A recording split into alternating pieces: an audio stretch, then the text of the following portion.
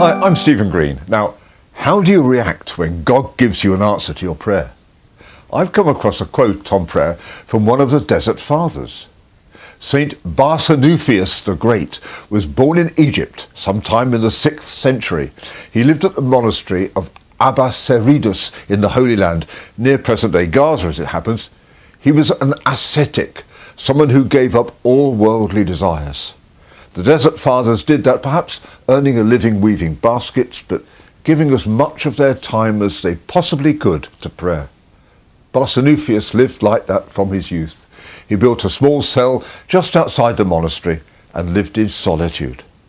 I'm not saying you or I should live like that, but maybe God gives someone who does embark on such a lifestyle an insight or two. The psalmist says this in Psalm 66, "But verily God hath heard me, he hath attended to the voice of my prayer. Blessed is God, which hath not turned away my prayer, nor his mercy from me." Now this is what St. Barsanuphius wrote in his instructions. Watch this.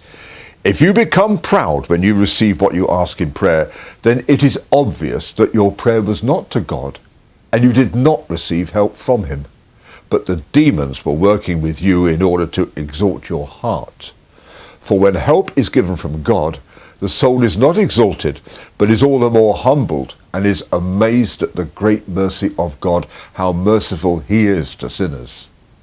When you give any kind of testimony, don't come across as proud of receiving your answer or your miracle. Don't boast about it. The psalmist states with joy that God has heard him. He hath attended to the voice of my prayer.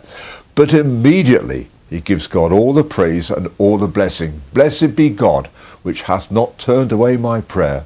And he goes on, "nor his mercy from me." His soul has been humbled, just as the man of God said it should be. A few times when I've prayed, the Lord has done something completely unexpected, and I'm left asking, "Lord, how do you do that?" So I'm amazed, and so should you be, at the power of God, but more so at his mercy. Just one little pointer here, though. The other side to what the man of God said was that the Lord will not answer your prayer if the answer would puff you up. The previous verse in Psalm 66 said, "If I regard or see iniquity in my heart, the Lord will not hear me." So stay humble. There's no place for pride when praying.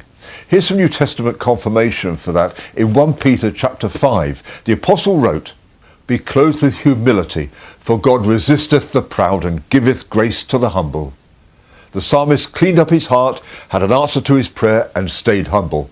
So did St. Barsanuphius. So can you, and so should you, as you wait for that answer. Leave your comments below. And if this nano sermon has blessed you, subscribe to the channel, turn on notifications, like and share the video, leave your details on the link below, and support us with a gift. Thanks for watching.